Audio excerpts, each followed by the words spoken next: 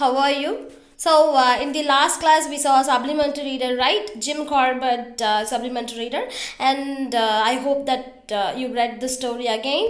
And I asked you to do some exercise also, A and B book back exercise, and let's discuss the answer for that questions now. So, Jim Corbett was born on, the answer is not given in the book, so you have to browse it. So, the answer for this question, Jim Corbett was born on July 25th, 1875. So, that's the answer. And Corbett shot wild animals in his gun only. Okay, so Dash was the first man-eater tiger by Corbett. That was the Champawat tiger, and Corbett shot the tigress dead near the one bridge, right? Chattar bridge in Champawat. Okay, so that's the answer for the fourth question. Okay, so let's discuss the answer for read the following passage and answer the questions. Then who played the key role in establishing the national park? Yeah, Jim Corbett is the one who played the key role in establishing. Okay, so that's the answer. Why was the park named Haley National Park? Okay, so first வந்து இந்த national park Hailey national பார்க்குன்னு name வந்துச்சுன்னு சொன்னேன். So எதுக்கு வந்து அந்த பார்க்குக்கு Hailey national park name வந்துச்சு? Because Jim like Lord Malcolm Hailey அப்படின்றவர் பேருக்கு அடுத்து இவர் பேரை வச்சு இவருடைய இந்த பார்க் வந்து ஹெய்லி நேஷ்னல் பார்க்குன்னு பேர் வச்சாங்க. யார் இந்த லார்ட் மேல்கம் ஹெய்லி அப்படின்னா, ஸோ இவர் தான் வந்து அப்போ அந்த யுனைடெட் ப்ராவின்சஸ்க்கு வந்து லைக் கவர்னராக இருந்தார். ஸோ அவருடைய பீரியடில் வந்து அவர் கவர்னராக இருக்கிறப்ப இந்த நேஷ்னல் பார்க் வந்து எஸ்டாப்ளிஷ் பண்ணதுனால அவருடைய நேமே வச்சு ஹெய்லி நேஷ்னல் பார்க்குன்னு வச்சுட்டாங்க. Okay, so after that it was renamed to Jim Corbett national park. Okay, so when was it renamed as Jim Corbett national பார்க்னா in 1930s தான் வந்து it was changed into Jim Corbett National Park. Okay, so that's the answer for the third question. So yeah, it's enough, and if you want you can find the answer for this question and you can study the lesson. Okay, so yeah, I told grammar வந்து இன்னும் ஒன்று வந்து like நம்ம remaining வச்சுருக்கோம். we have discussed pronoun, right? so pronoun வந்து இதுக்கு முன்னாடி கிராமரில் பார்த்தோம், like what is meant by possessive adjective, possessive pronounலாம், and we did the exercise also. So today in this class we are going to see verbs. So what is meant by verb? வேர்ப்னா என்ன? It's an action word, right? So yeah, நம்மளால் ஏதாவது ஒரு action பண்ணுறோம், ஒரு செயலை நம்ம வந்து செய்கிறோம் அப்படின்னா தட் இஸ் அ வேர்ப் அப்படின்னு சொல்லுவாங்க. Okay, so yeah, so today we are going to learn about two types of verb. One is transitive verb and another one is intransitive verb. Okay, so repeat. So what are the two types of verbs that we are going to see today? One is transitive verb and another one is intransitive verb. Okay, so transitive verb na enna? So transitive verbs are the verbs that expresses action with an object. Okay, so transitive verbs வந்து சில verbs வந்து object ஓட இருக்கும், right? so அந்த மாதிரி verbs தான் transitive verbs னு சொல்றாங்க. Okay, so ஒரு ஆக்ஷனை object ஓட எக்ஸ்பிரஸ் பண்றதா transitive verbs. ஃபார் எக்ஸாம்பிள், இப்போ நான் வந்து ஆப்ஜெக்ட் சப்ஜெக்ட்னா என்ன, ஆப்ஜெக்ட் என்னன்னு டீச் பண்ணுறப்ப சில எக்ஸாம்பிள்ஸ் சொல்லி நான் டீச் பண்ணேன், ஞாபகம் இருக்கா? லைக் ஐ கிக் த பால் அப்படின்னா, ஸோ இங்கே ஐன்றதா சப்ஜெக்ட், யார் வந்து அந்த ஆக்ஷனை பண்ணுறாங்களோ அவங்க தான் சப்ஜெக்ட். கிக்குடு, ஸோ வந்து இப்போ கிக் பண்ணுறது, ஸோ இது என்னது? ஒரு ஆக்ஷன். அப்போ கிக்குன்றது என்னது? It's a verb. Okay, so எதை கிக் பண்ணுறாங்க, இந்த சப்ஜெக்ட்னால எது அஃபெக்ட் ஆகுது? கிக்டு த பால் தான். ஸோ இந்த இடத்துல த பால் தான் என்ன? ஆப்ஜெக்ட் அப்படின்னு நான் சொன்னேன், கரெக்டாக? ஸோ அந்த ஃபார்மில் இருக்க சென்டென்சஸ் தான், அந்த வேர்ப் தான் டிரான்சிட்டிவ் வேர்ப்னு சொல்கிறாங்க. ஃபார் எக்ஸாம்பிள், இங்கே 3 சென்டென்ஸ் கொடுத்துருக்காங்க. என்ன அப்படின்னா, I threw a ball. Okay, so இந்த இடத்துல ஐன்றது சப்ஜெக்ட், த்ரூ அப்படின்றது த்ரோ பண்ணுறதோட பாஸ்ட் டென்ஸ், ஸோ அது வந்து verb. So throwing it's an action, right? So அது வந்து வேர்ப். த பால், எதை? அந்த பாலை. Okay, so here object is a ball.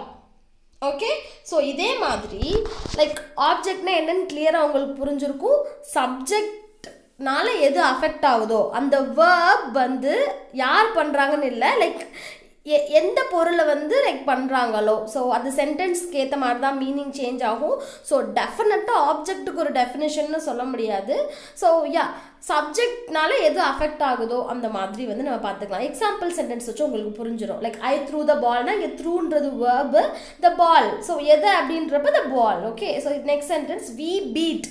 Okay so நாங்கள் அடித்தோம் யாரை them ஓகே ஸோ இங்கெல்லாம் வந்து ஆப்ஜெக்ட் வந்து them ballனு வந்துருச்சு okay so next I think that you are correct so like so you are correct so here noun class வந்து ஆப்ஜெக்டாக வந்து வந்திருக்கு ஓகே ஸோ ஃபஸ்ட்டு வந்து நவுன் ஆப்ஜெக்டாக வந்திருக்கு பால் அப்படின்றது இங்கே them ப்ரொனவுன் வந்து ஆப்ஜெக்டாக வந்திருக்கு ஸோ இங்கே நவுன் கிளாஸே ஸோ கிளாஸ் வந்து தனியாக டிஃப்ரெண்ட் டைப்ஸ் ஆஃப் கிளாஸ் வந்து நம்ம தனியாக வந்து படிப்போம் so now you don't have to worry about that okay so இங்கே நவுன் கிளாஸே வந்து ஆப்ஜெக்டாக வந்து வந்திருக்கு okay so that you are correct so இப்போ இதெல்லாமே வந்து ஆப்ஜெக்ட் இருக்கிற வேர்ப் ஸோ இந்த மாதிரி த்ரூ பி திங்க்குக்கெலாம் வந்து அடுத்து ஒரு ஆப்ஜெக்ட் வருது ஸோ இதுக்கு அடுத்து ஆப்ஜெக்ட் வந்துச்சுன்னா அது transitive verbs so the object of the transitive verb can be நவுனாக இருக்கலாம் ப்ரொனவுனாக இருக்கலாம் நவுன் கிளாஸாக இருக்கலாம் ஃப்ரேஸாக இருக்கலாம் என்ன வேணா இருக்கலாம் ஆனால் ஆப்ஜெக்ட் கண்டிப்பாக வேர்ப்க்கு அடுத்து வந்திருக்கணும் அப்படி வேர்ப் தான் என்னன்னா transitive verb okay so intransitive verbனா என்ன அப்படின்னா that expresses action without an object object இல்லாமல் வர verbs தான் intransitive verbs for example I ran நான் ஓடினேன் okay so here there is no object so it is a intransitive verb second sentence ல நீங்க பாத்தீங்க அப்படினா I ran swiftly நான் எப்படி ஓடுனேன் ரொம்ப swiftly ஓடுனேன் so இங்க subject இருக்கு I so subjectனால எது அஃபெக்ட் ஆகுதோ அதுதான் நம்ம ஆப்ஜெக்ட்னு சொன்னோம் இங்க swiftly அப்படின்றது அவ எப்படி ஓடுனா ரொம்ப ஸ்விஃப்டாக ஓடுனா அப்படின்னு சொல்லியிருக்காங்க ஸோ இந்த இடத்துல இந்த ஸ்விஃப்ட்லின்றது ஆப்ஜெக்டாக வரல so this is not the object so இங்கே ஆப்ஜெக்ட் இல்லை ஸ்விஃப்ட்லின்றது லைக் எப்படி ஓடனா like an additional information which describes the verb okay so it may be called as an adverb not a object okay so இங்கே இதுவும் intransitive verb so third சென்டென்ஸில் I ran in the race okay so ரேஸில் நான் ஓடினேன் so இந்த இடத்துல like நான் பாலை கிக் பண்ணேன் ஸோ கிக் பண்ணுறது பாலை அப்படின்னு நான் வந்து பால் வந்து ஆப்ஜெக்டாக வந்திருக்கு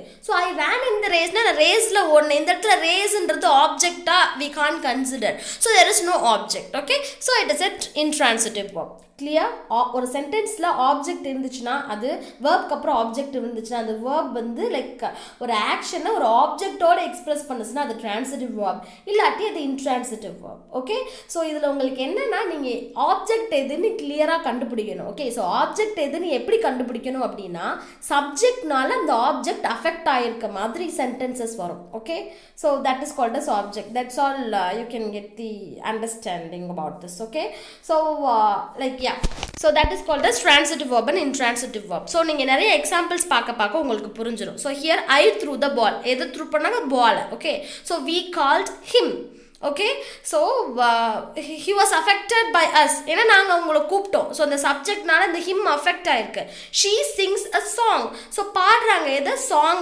okay so இங்க songன்றது ஆப்ஜெக்ட்டா வந்திருக்கு so it is a transitive verb இங்க intransitive verbல வந்து ஆப்ஜெக்ட் இல்ல so that verbs are called as intransitive so இங்க சில bunch of verbs கொடுத்திருக்காங்க so அதுல எது transitive verb எது intransitive verb னு you have to find out okay so it is very very easy first let me do one thing for you okay come okay so ஒரு சென்டென்ஸில் வந்து நம்ம வந்து கம்மை வந்து யூஸ் பண்ணுறோன்னு வச்சுக்கோங்க ஸோ மோஸ்ட்லி லைக் டென்ஸ் வந்து மாறலாம் ஓகே ஸோ எக்ஸாக்டாக இந்த வேர்டு தான் கொடுக்கணும்னு அவசியம் இல்லை சிங் பதிலாக நீங்கள் சாங் யூஸ் பண்ணிக்கலாம் ஓகே ஸோ அந்த மாதிரி யூஸ் பண்ணிக்கலாம் ஸோ கம் ஓகே ஸோ கேம்னு நம்ம ஒரு சென்டென்ஸ் வச்சு எழுதுறோம்னு வச்சுக்கோங்களேன் he came to my house okay so he came to my house என்னோட வீட்டுக்கு வந்தாங்க அப்படின்றப்ப ஸோ இந்த சப்ஜெக்ட்டுக்கும் வீடுக்கும் எந்த ஒரு சம்பந்தமும் இல்லை so he came to my house வந்து ஆப்ஜெக்ட் கிடையாது okay so he came so here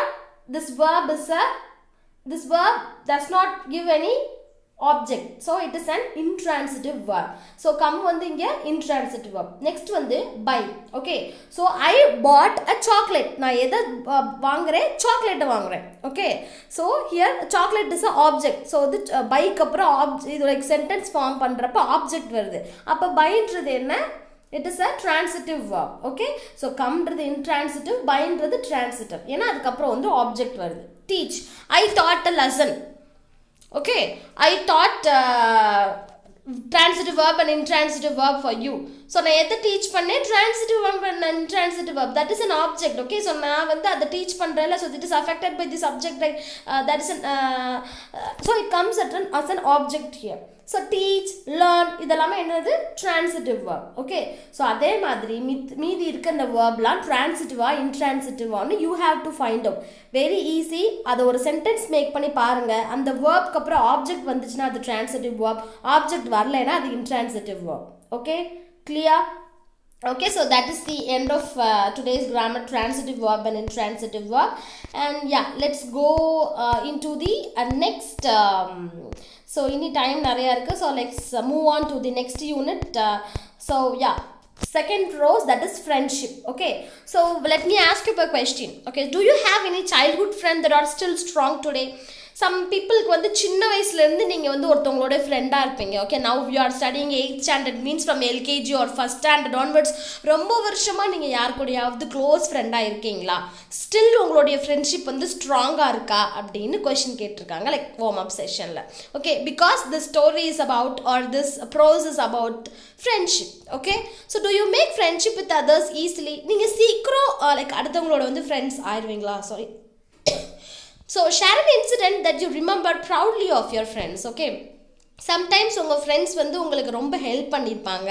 so மறக்க முடியாத இன்சிடென்ட் உங்கள் ஃப்ரெண்ட்ஷிப்பில் இருக்கும்ல, ஸோ அந்த மாதிரி லைக் இன்சிடெண்ட்டை வந்து லைக் நீங்கள் ஷேர் பண்ணுங்க அப்படின்ற மாதிரி கொடுத்துருக்காங்க. Okay, so if you want you can share it with your family about your friends. Okay, so if you are in the class we can do this warm up session. Since we are in online class, I want you to write. Okay, so உங்களுடைய friends யாராவது இருந்தாங்க அப்படின்னா உங்கள் friends பற்றி வந்து you can share it with your parents. Okay, so yeah, this story is about friends. Okay, so yeah, let's go into the lesson. Vetri was once a successful businessman in Coimbatore. Okay, so the story is about a person called as Vetri.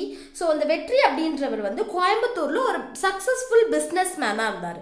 Okay, so we know what does mean by businessman. So businessman is the one who does business. Okay, business பார்க்கறவர், like இவர் வந்து ஒரு ஓனா ஒரு company வச்சு business பார்த்துட்டு இருந்தாங்க கோயம்புத்தூர்ல. Vetri Construction. So the name of the construction is Vetri Constructions, and it was one of the leading construction companies. So construction means like build பண்றது, like கட்டறதுன்னு சொல்லுவாங்க, வீடு கட்டறது, that construction company. So அது வந்து one of the leading construction company. லீடிங்னா என்ன? Like ரொம்ப இம்பார்ட்டண்ட்டான நல்ல பேரில் இருக்கிற லீடிங் கன்ஸ்ட்ரக்ஷன் கம்பெனி, லைக் இடத்துல இருக்கிற. Okay, so it was a leading construction company. His company constructed many shopping complexes, houses and few apartments in and around Coimbatore. Okay, so இந்த construction company வந்து நிறைய ஷாப்பிங் காம்ப்ளெக்ஸஸ் கட்டியிருக்காங்க, houses கட்டியிருக்காங்க, apartments கூட கட்டியிருக்காங்க in and around Coimbatore. In and அரவுண்ட்னா கோயம்புத்தூர்லையும் இல்லை கோயம்புத்தூருக்கு வெளியில் கொஞ்சம் லைக் அவுட்டர்லையும் தே கன்ஸ்ட்ரக்ட் இந்த கன்ஸ்ட்ரக்ஷன்ஸ் வந்து நிறைய பில்டிங்ஸை வந்து கன்ஸ்ட்ரக்ட் பண்ணியிருக்காங்க. ஷாப்பிங் காம்ப்ளெக்ஸஸ்னால் என்ன? ஸோ காம்ப்ளெக்ஸஸ்னால் என்னது? நிறையா பார்ட்டாக லைக் ஒரே இதில் வந்து நிறைய பார்ட்டாக இருக்கும்ல கடைங்க. ஓகே, ஸோ பெரிய காம்ப்ளெக்ஸில் வந்து ஒவ்வொரு இடத்துலையும் ஒவ்வொரு கடை இருக்கும்ல, so that is called as complexes. Okay, so it is given in the glossary consisting of many different and connected parts. Okay, so நிறைய டிஃப்ரெண்ட்டாக இருந்தாலும் லைக் ஒரே லைக் பில்டிங்கில் தானே கனெக்ட் ஆகிருக்கு, லைக் ஒரே ஃப்ளோரில். So it was ya, so that is called as shopping complex. Okay, so இந்த வெட்ரி கன்ஸ்ட்ரக்ஷன்ஸ் வந்து நிறைய ஷாப்பிங் மால்ஸ் அண்ட் பில்டிங்ஸை வந்து கன்ஸ்ட்ரக்ட் பண்ணியிருக்காங்க.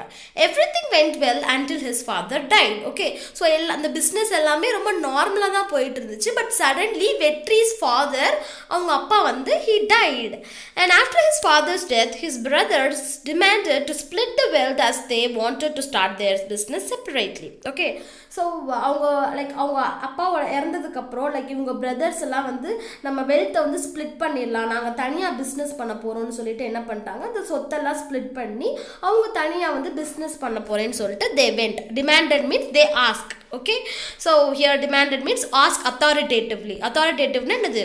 அதாவது கொடுங்க எனக்கு அப்படின்னு சொல்லிட்டு அத்தாரிட்டேட்டிவாக கேட்குறது, அதாவது தாங்க அப்படின்னு சொல்லிட்டு பொலைட்டாக கேட்காம ரொம்ப வந்து அத்தாரிட்டேட்டிவாக கேட்குறது, லைக் ஸ்ட்ரிக்டாக, லைக் ரொம்ப கட்டாயப்படுத்தி, yeah like that. Okay, so என்னதான் இருந்தாலும் அவங்க அப்போட சத்தை வந்து ஸ்ப்ளிட் பண்ணி தான் ஆகணும். So they split the wealth and they they went to start their business separately. Okay, so from then on Vetri found it difficult to establish his business.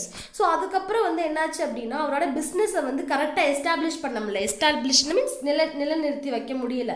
Setup form and பர்மனெண்ட்டாக வந்து பர்மனெண்ட்டாக அவங்களோட பிஸ்னஸை வந்து ஸ்ட்ராங்காக இவரால் அவங்க ஃபாதர்ஸ் டெத்துக்கு அப்புறம் நடத்தி வைக்க முடியலை. பிகாஸ் அவங்களோட வெல்த் எல்லாமே பிரிச்சுட்டாங்கல்ல. ஸோ அவருடைய பங்கு வந்து ரொம்ப கம்மியாக தானே இருக்கும். யா, so he took loans to run his business but he could not pay the loan. So நிறைய லோன்ஸ் வந்து வாங்குறாங்க. லைக் பேங்க்ல வந்து லோன் வாங்குவாங்களா, கடன்.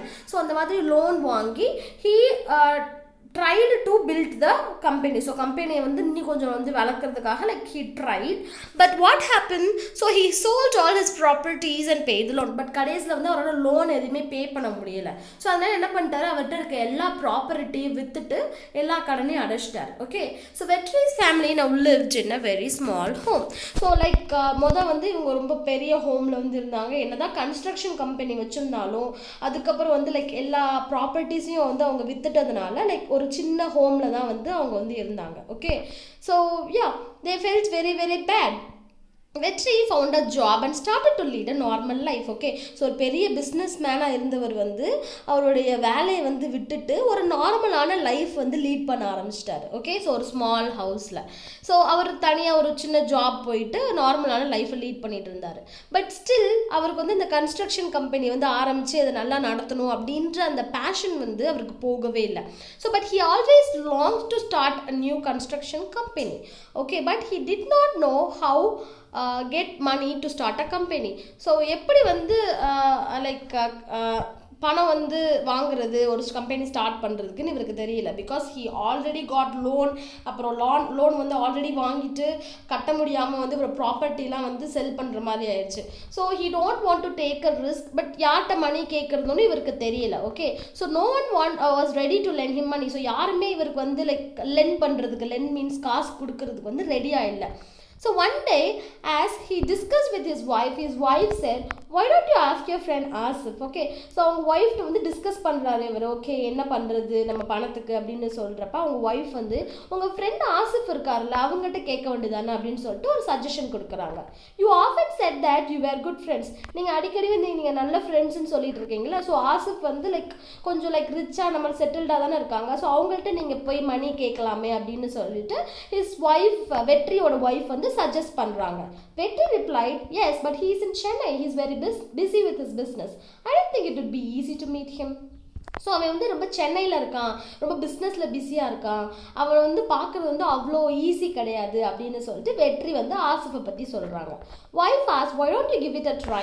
ஸோ சும்மா ட்ரை பண்ணி பார்க்கலாம்ல, போய் அவங்கள மீட் பண்ண முடியுமா அப்படின்னு சொல்லிட்டு அவங்க ஒய்ஃப் சொல்கிறாங்க. So but Vetri said, I haven't seen him for a long time.